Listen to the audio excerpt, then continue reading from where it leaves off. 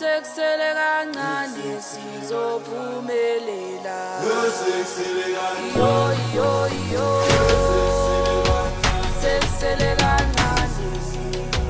Seksele kancane sizophumelela. Yo yo yo. Seksele kancane. Seksele kancane sizophumelela.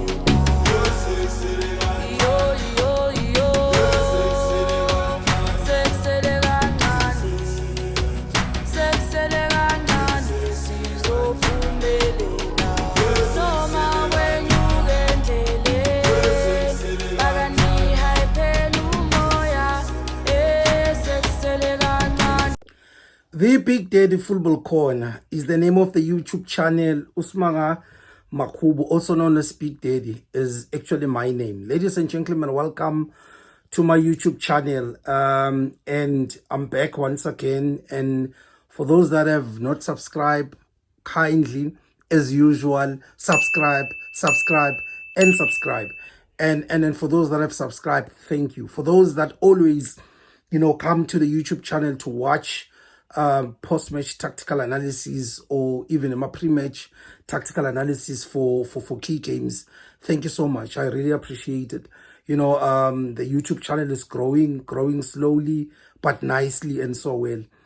And let's get into it, Bafetu. CAF Champions League is back once again for this season, 2025-2026 season.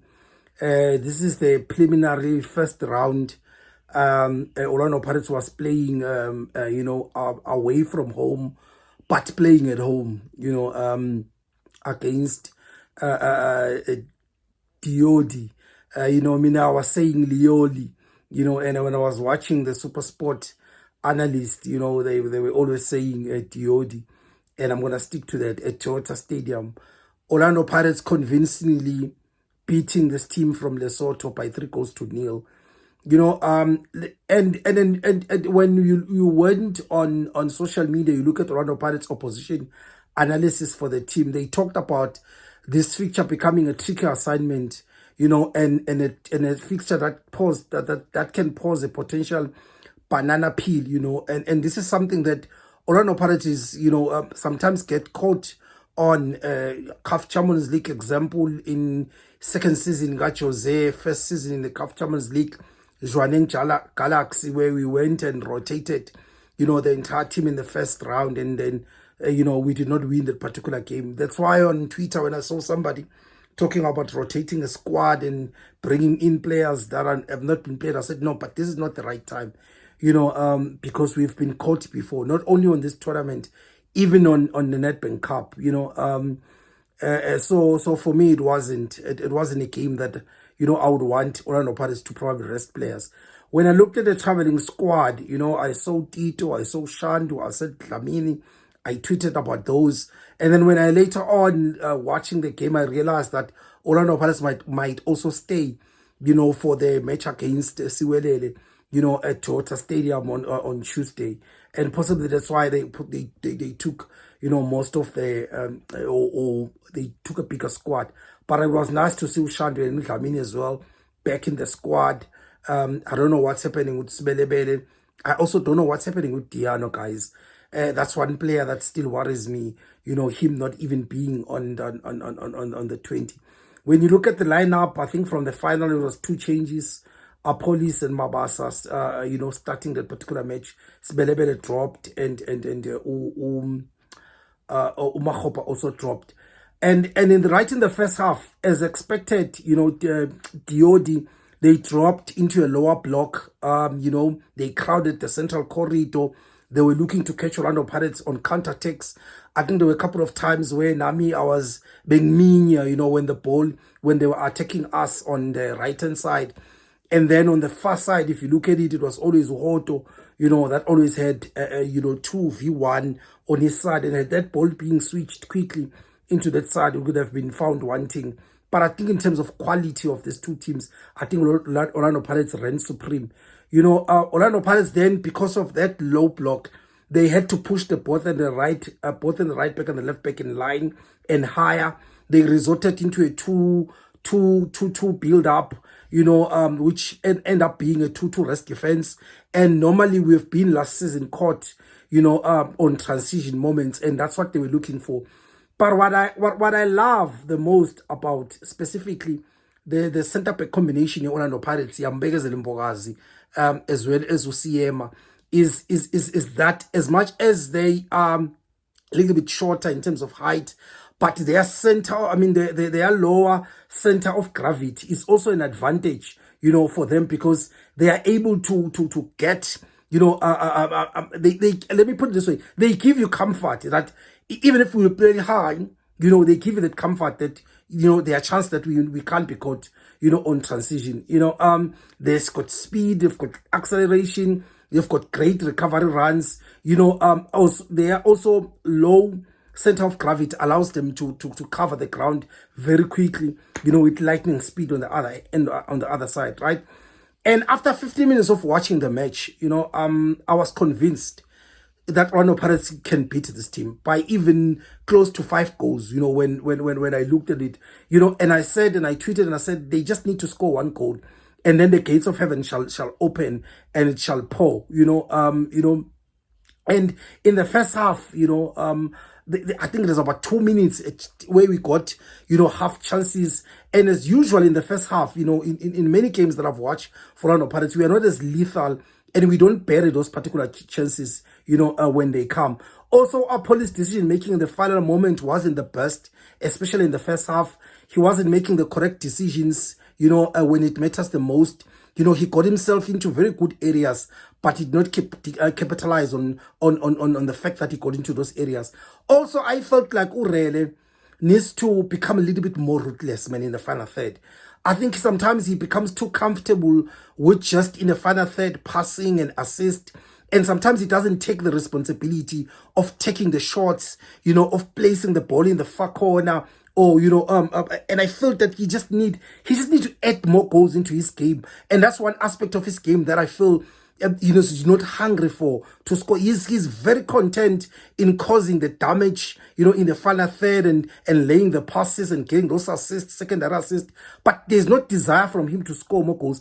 I want to see that in more into his game, because even Europe, they always look that when you're playing that area, you must have assists and goals as well. Right in the second half, just the second half when it started, Coach Wadu doing what he does best, bringing Omoreme and dancing for Mbata and Mbule, and for me, I thought, those players played well.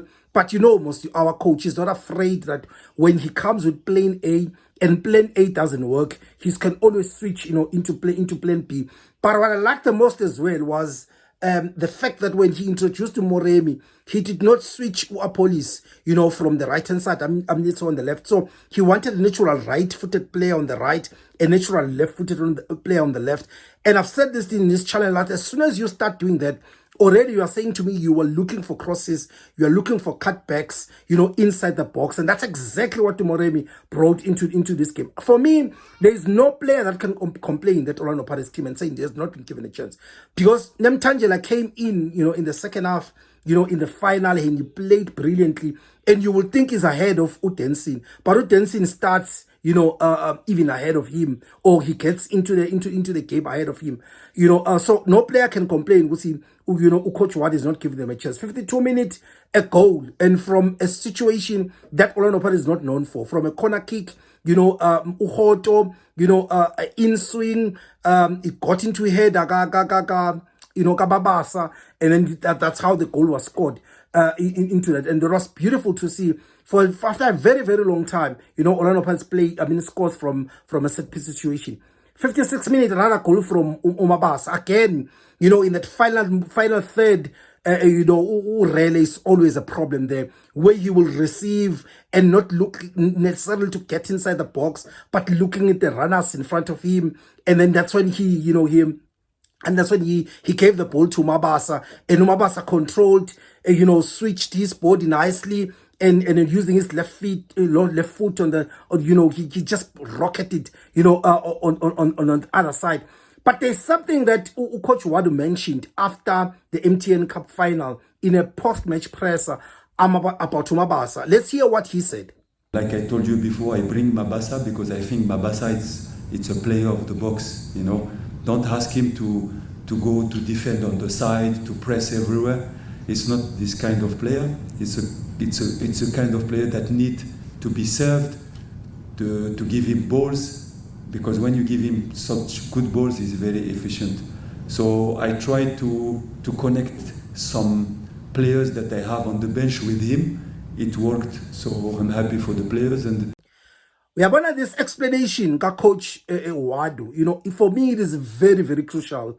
And for me, it tells me that the coach has done his homework in terms of analyzing each and every player, the profile of the player, in what moments does that player, suited, and in what system suited, and what balls, what type of game that suits him. Because under Jose Rivero, there's something that I was always critical of, was that when you play Mabasa, or when you are playing Umahopa, or when you are playing Radio Part, or any other number 9 that you play at Rondo Pirates, you are always expecting one and the same in output from them. You are always expecting that when you play Umahopa, he's going to be having intense pressing high. He's going to play more outside the box. He's going to drag defenders outside the box. He's going to run at the shoulder of the defenders. And I felt that game doesn't suit Mabasa.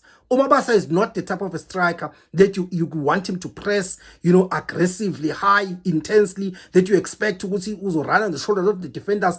He will play outside the box. He's a box striker. He wants to be in the box. He's more stagnant. He wants to stay more inside the box. And for me to hear coach talking about that Mabasa, when he got in the final of the MTN Cup, of the MTN, he knew what kind of balls that he need. Again today, exactly same thing. When Mabasa, you want him to be effective, you need to supply him with crosses, with cutbacks, and for me, that shows that this coach analyzes each and every player and then say, if you are playing a Mabasa, you can't pass the ball the same way you are passing the ball when Mabasa is playing. And when you are going to play another striker, which is different, that runs,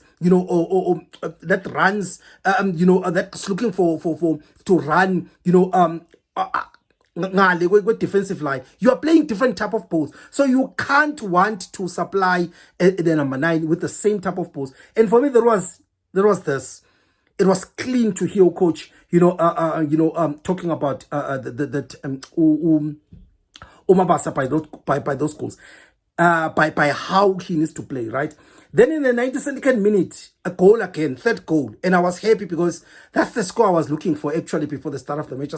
I was thinking Orlando Pirates needs to score at least 3 to 5 goals, so that in the second leg, we can be able to rest a little bit of some players, give other players a chance, but keep the core team at the bench. You will see if something happens, you can always, bring them in the game. Again, another Moremi, run on the left-hand side, using his pace out wide, pulling wide, cut back inside the box. And this time around, Appollis said, Simanga, I've heard you talking about the first half that I wasn't as clinical, or my decision-making was a problem. And this time around, he made sure top corner, and that was beautiful. Orlando Pirates, 3-0 up in the first leg, and we're going to the second leg at Orlando Stadium, and hopefully I will be there as well to watch that particular game. And Mapagania, if there's anything that I've missed, please let me know.